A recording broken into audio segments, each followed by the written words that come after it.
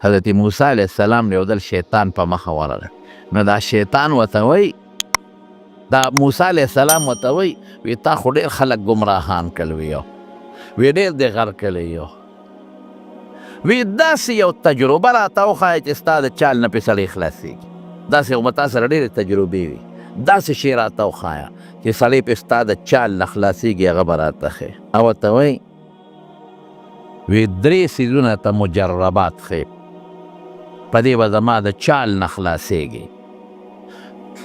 یو دا ده چې کله هم د صدقې نیت وکړې نو فوراً ورکوه، سوچونه مه کوه، سبا او بلې ورځې ته او ماښام ته مه ګوره، خو چې زړه کې دې راغلل چې صدقه ورکوم فوراً ورکوه، ځکه چې ته وایې صدقه ورکوم نیت وکړې نو زه دې زړه ته کښېنم چې ګورې مو ورکوه، بیا دې زه نه پرېږدم. نو ما له به موقع نه راکې، شیطان له به موقع نه ورکې، فوراً به صدقه ورکې. نمبر 1. دویم چې کلم الله سره وعده وکړې نو زر یې پوره کوه، او که نه موقع دې وله ورکړه چې زه سبا به وکړم بله ورځ به وکړم نو بیا ما نه نشي بچ کېدی. اوس هم ډېر خلک منښتۍ کوي، مونږ ته به اکثر ټلیفونو کې یا به راشي یاره جي ما منښتي کړې وه که دا زوی مې جوړ کړ نو زه به یو دیګ وریجې پخوم، اوس که دا پیسې چې ته غریبانان له ورکړم څه به او څه یاره جي دا ما بچي ته خوړی شي نه، ته ما ښځه ته خوړی شي نه، زه ته خوړی شم نه، نو که زه پکې 1 کیلو زیاتې پخې کړم ولا شیطاني وسوسې جومات له ورکړم بل شي سړي له ورکړم، دی منلی څه شی دی دیګ. نو په عرف کې دیګ پوره دیږي، هغې کې که د کیلو زیات هم کړه 2 کیلو زیات هم کړه مو سره حسابېږي، ته ته اوس څه شی خوړی، نه ته ستا بچي خوړی شي، نه ته ستا ښځه خوړی شي، نه مالدار خوړی شي. یاره که دا پیسې چاله ورکړم نو دیګ په 8000 پخېږي، پیسې به 2000 ورکړي، دا ګناه ده چې څه دې ومنلو مخته کوه. نو دا شیطان موسی علیه السلام ته وایي چې کله دې خدای سره وعده وکړه نو سوچونه به نه کې، فوراً به هغه پوره کې. او درېیمو ته څه وایي، دا ډېر خطرناکه ده، وایي یوې ښځې سره به په کوټه کې پردی ښځې سره یوازې نه کښېنئ، یوازې به نه کښېنئ، که هر څومره نیک سړی وي او هر څومره نیکه ښځه او دی یوازې کښېناستل نو درېیم پکې زه میاس کښېناستې زه بیا نه پرېږدم، لازما دا ښځه بربادوم او دا سړی بربادوم، یوازې به بلکل نه کښېنئ. په کوټه کې، په کمره کې، په کور کې پردی جینۍ سره او پردی ښځې سره یوازې به نه کښېنئ. زما وروڼو ګورئ دا پوره فارموله ده، ته چې کله ویښ شې ډېر خلک او زړه یې کېږي چې پاڅېد او تهجد مې وکړل، خو چې دی کله ویښ شي نو دی دغې وخت کې بس چې څنګه ویښ شي نو برستن له لته ورکوه فوراً پاسه، او که ته وایې چې نه ودرېږه پاسم او ودرېږه پاسم او یو 15 منټه پس پاسم او 10 منټه پس پاسم نو دې کې به دی له خوب د وروستې بیا به د سهار مونږ هم نه پاتې. دشمن له به قطعا موقع نه ورکړي. ما ته یو سړي ټلیفون وکړو وایي داسې یو وظیفه نشته وایي چې زه ویښ شم نو پاسېدی نه شم، یو وظیفه راته وښیه چې زه ویښ شم چې زه تهجد له پاسم. مې د دې خو ډېره ښه وظیفه ده، ته به وښیې. مې چې کله ویښ شې نو خپې به دواړه راغونډې کې او دواړه خپو باندې به بړستن له ښې مضبوطې برغې لتې ورکې او نیغ به پاس، دا وظیفه شوه. نو وی خندل، نو مې بله که ته نور وظیفې غواړې والله په دا وظیفه کې دې راپرځئ، خبره ته وایه وظیفه کوه کوه کوه دې کې به خوب درغلي بیا به وده کړې. او که ته سوچونه مې ګوره دشمن له به موقع نه ورکې، لکه په دې لاره تا ته دشمن ناسې ټوپک ورسره دی او تا هغه له موقع ورکې نه چې ته پوه شي چې دا ما اوس وجني، دا کافر دی په ما ډس کوي، نو چې هغه په ځان پوهېږي نو بېغمې کا. او که تا هغه له موقع ورکې نو پرېږدي دې نه، نن دلته لاسې سبا راته بل ځای کښېني، دا کم دی بیا پرېږدي. کافر خو د مسلمان دشمن، دقه رنګې شیطان ستا دشمن دی، پرېږدي دې نه، ده له به موقع نه ورکې. او چې ویښ شوې بس دی لنډ علاج د خپې به راغونډې کړې او 2 لتې برغې ورکه دې بړستن له او ته نیغ پاسه زه بیا کلک وچوې د مانځه وخي ورېږه اوس ځم او اوس ځم او اوس ځم اوس ځم ځایه مازدیګر سره بیا وکړو، مازدیګر شو بیا زه اوس پاسو ځایه ماښام سره بیا وکړو، ماښام ماسخوتن سره به وکړو، ماسخوتن زه بس نن پاتې سبا به که خیر انشاءالله زبر کېږم ښه سبا به تسبیح رالمه مونځونه به شروع کوم چې سبا شي نو بل ورځ به که خیر ځان نه زبرګ جوړوم او تسبیح به رالمه مونځونه به شروع کوم نو په دې کې به درنه وخت تېر شي او ناګهانه ځنکدن به دي شي او دې به راته جنډې وړقوي څنګه مې کړې لاړم دنه د ابو جهل او د رسول الله صلی الله علیه وسلم چې په بدر کې کله جګړه راله نو شیطان د کافرو د یو قوم د مشر په شکل راغی ابو جهل ته ودرېده ورته وی زما قوم را روان دی دته مخکې رالم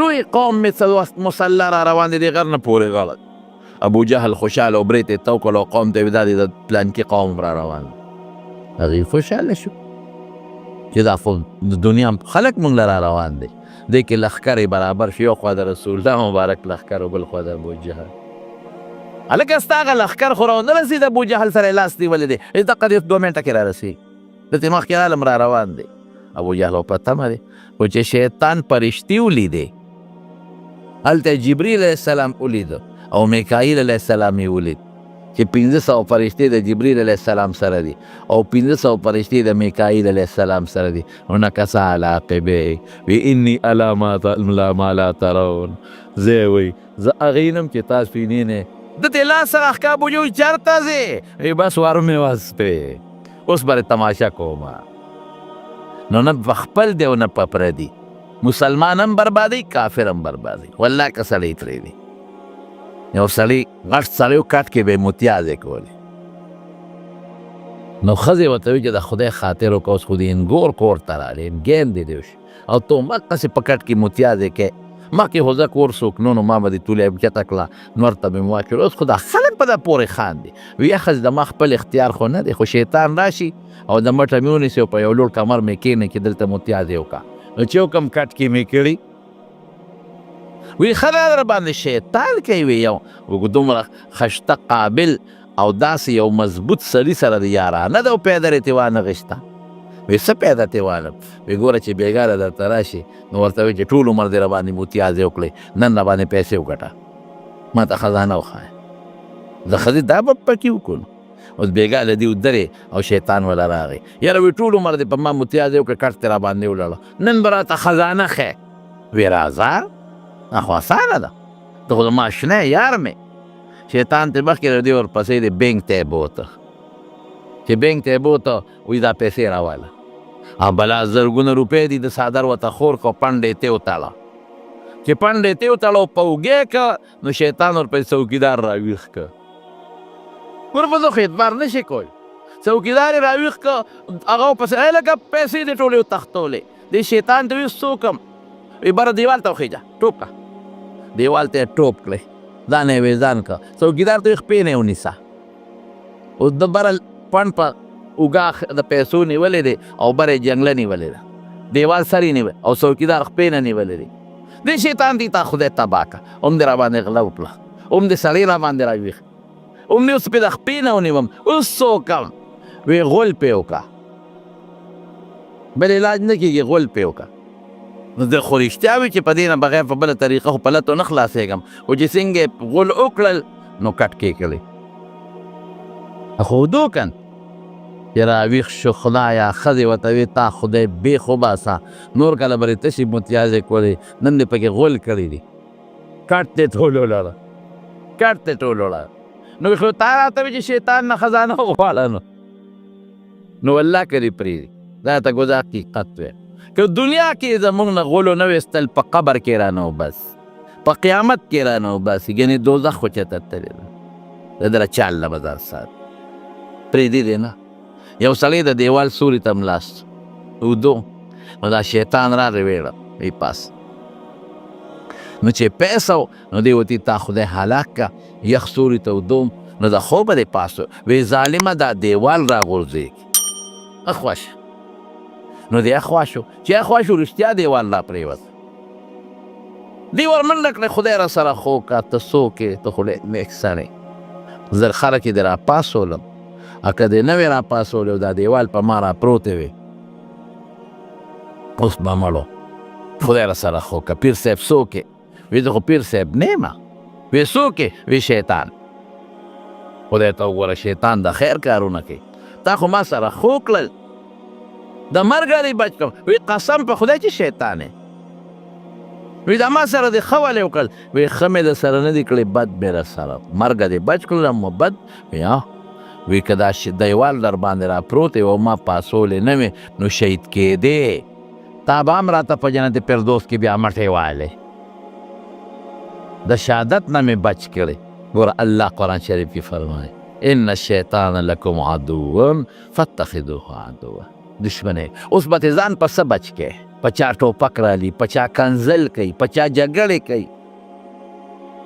څوک یې په یو غم اخته کړی دی، څوک یې په بل غم اخته کړی. زموږ دا مولیان یې په غم اخته کړي. یو ته کافر و، یو بل ته کافر و، یو پسې بد او بل پسې بد. دا پیران یې په غم اخته کړي. هغې لګي مولانو مولیانو پسې غیبت کوي. په خانقاهونو کې چې ورشه مرید پیر صاحب له نو د مولا غیبت به شروع کړي. هلکه ولې مولا بعض خلک بې اعتماده کوي؟ مولیان خو خلکو ته دین ښیي، قرآن ورته ښیي. نو څوک په یو جامه کې چاله په بله جامه. نو چل یې څه دی په چل تاسو پوه کم. خدای ته جاړه چې څومره یم خطا کړې نو خدای ته جاړه. د شیخ سمرقندي ابواللیث سمرقندي یو کتاب تنبیه الغافلین یو واقع پکې لیکلی. وی حضرت عمر فاروق رضی الله عنه په لاره روانه، یو سړی وله مخې له ورغی، خوا سړي جړل، هلک و نوجوان. او د هلک داسې جړل داسې چې حضرت عمر پرې نرم شو. ورته بچې ولې جاړې؟ وی عمر صاحب یو ګناه رانه شوې ده او ډېره لویه ګناه شوې ده، ډېره لویه ګناه شوې ده. عمر صاحب الله به یې خفه کړی دی، عمر صاحب خدای به یې خفه کړی دی، الله مې خفه کړی دی. بار بار وایي ډېره ګناه شوې ده، ما به خدای معاف کړي. دومره هغه هلک جړل او دا چغې والې کې حضرت عمر صاحب ورسره په ژړا شو. ورته یې ویې ته راځه رسول الله مبارک له دې بوځم. حضور پاک له یې راوستو او مقصې جاړي. عمر صاحب ته ته ولې جاړې؟ وایي دې سړي باندې جاړم، دا خو چغې وایي، وروڼې وایي چې ما خدای خفه کړی دی او ګناه مې کړې ده. هلکه وایي ډېره غټه ګناه دې کړې ده. حضور پاک ورته وایي وایي د الله رسول ډېره غټه ګناه مې کړې. مړه وایي ستا ګناه به غټي که د خدای عرش به غټي؟ وایي زما ګناه. وایي ستا ګناه به غټئ او که د الله کرسي به غټئ؟ وایي زما ګناه. وایي شرک دې کړی دی؟ وایي نه. مشرک یې؟ وایي نه شرک مې نه دی کړی. نو څه ګناه دې کړی دی چې دا چغې دې جوړې کړې؟ وایي د الله رسوله زه کفن چور یم چې مړي وشي زه د شپې مقبرې ته لاړ شم، خاورې تازیه ترې لرې کړم او د مړي نه کفن راوباسم خرڅوم. دا اوس زمانه کې نه، پخوا زمونږ په دې وطن کې هم ګورې داسې خلک وو. د حاجي صاحب ته پت اوس نشته، خو جامې ډېرې شوې. اوس خو د هر سړي 15 شپږ جوړې جامې وي. قسم دې پخوا کفنکش به یې ورته وي. د مشرانو نه مونږ پخپله اورېدلي دي. باباجي ما ته پخپله وي مړی به م ښخ کو او ایثار چې به خلک راځي چې مولوي صاحب مړی چارېستی دی او دقسې یې پرېښی دی او کفن یې تېوړی. غریبي و خلکو به دا کفنونه خرڅول. نو زه کفنکش او زه ورځم چې مړی ښخ شي نو زه هغه خاوره اومۍ اتې وباسم او کفن ترې راکاږم ځان له خرڅ کړم. د الله رسوله پرون یو مړی شو چې خلک لاړل او نیمه شپه شوه، نو زه لاړم او خاوره مې ته وویسته او چې کفن مې ترې ایسته هغه جینۍ وه. زما زړه کې هغې ته غلط سوچ راغی. نو ما وی راشه شپه ده او څه رکاوټ نشته، نو ما هغې مړې جینۍ سره ګناه وکړه. کفن مې م ترې ویسته او ګناه مې م وکړه. نو چې ګناه مې وکړه نو هغې مړې جینۍ راله اواز راکړ او ما ته وایي چې ظالمه ډېر ظلم دی وکړه. د مړو د مردګانو په ډله کې دې رسوا کړم، د مړو د مردګانو په ډله کې دې رسوا کړم. او ظالمه خلک چې د قبر نه پاسي نو پاک به پاسي، او زه چې د قبر نه پاسم نو په جنابت کې به پاسم. دا دې راسره څوک کړل؟ وی بس دا آواز مې واورېد چې د دې جینۍ و که د دې د خولې نه وته که د بل چا نه، خو دا آواز مې واورېده. نو د الله رسول دا جرم مې کړی. او جاړي حضور پاک ورته وي ښه تا مړي سره جینۍ سره دا عمل کړی، دا ظلم دې کړی دی، دا خو واقعي تا ډېره لویه ګناه کړې ده، تا خو ډېر لوی ظلم کړی. دا پاشه دا سړی لاړ. خو چې دې سینګ لاړو نو دې غرونو ته لاړ، مدینې پرېښود او په غرونو کې لګیا د خاورې رالې او په دې سره چې یو خدای ته جاړ. ای خدایه ما خو ډېر لوی جرم کړی او داسې جرم مې کړی چې په مخ د ځمکه به دا جرم چا کړی م نه. په مخ د ځمکه به دا جرم چې ته د ځنګل څاروي هم نه کړی. الله دا خو ما ډېر پې جرم کړی، خدای دا به څه کېږي. څلوېښت خروه د دې سړي خدای ته ژړا کړې ده په دا ځنګلو کې. نبي علیه السلام نه خبره هم یېره ده. حضرت جبریل علیه السلام راغی حضور پاک ته. نبی کریم صلی الله علیه وسلم ته وایي د الله رسوله دا مخلوق تا پیدا کړي دي که خدای؟ وی الله. دې مخلوق له ته رزق ورکړې که الله ورکړې؟ وی دا راته الله ووایي چې ورته ووایه. جبریل علیه السلام په خپله نه وایي، الله راته وایي چې تپوس ته وکړه چې دې مخلوق له ته رزق ورکړې که زه ورکړم؟ وی نه الله ورکړې. دا مخلوق چې ګناه وکړي زه به یې بخم که ته به یې بخې؟ نه الله به یې بخې. وی ښه نو هغه کم سړي چې هغه سنګین جرم او ګناه کړې وه او ما ته یې څلوېښت سوه چغې وویلې، ما وبخه، ما بخښلې. نوم مې ولا په توابینو تایبینو کې لیکلی دی. رسول الله مبارک کوم ځای دی؟ پلانکي ځای کې رسول الله مبارک یې تپوس کوي. صحابه ورپسې ورشئ سړی راولئ، راوسته او ځان سره یې کښېنو، بچې ستا توبه خدای قبول. نبی کریم صلی الله علیه وسلم فرمایي الشیطان جاسم علی قلب ابن آدم. شیطان د بني آدم په زړه ګونټې ماتې کړي دي، ګونټې. فاذا غفلا چې کله هم دی غافل شي نو وسوسه دا شیطان وسوسې ورته اچي. و اذا ذکر الله خنسا، او چې کله دی خدای یاد کی نو دی بیا تختې پټېږي. نو دی خو تاله په زړه ګونټې ماتې کړي ګناه در باندې کوي، پرېږدي خو دی نه، خو بچ کېږي به ترې په څه؟ د الله په ذکر، په ژړا بچ کېږي به ترې د الله په ذکر. خدای رایاد که فوراً عبادت شروع کړه، او که غلطي ګناه در باندې کړې ده نو په ژړا به معاف کېږي. خدای ته به ژاړي، الله په ژړا ډېر زیات خوشحاله وي چې خدای ته وژاړئ، بیا په نیمه شپه کې پاڅئ وژاړئ. څوک به داسې چې ګناه ډېر نه کوي، دا ټول نه غټ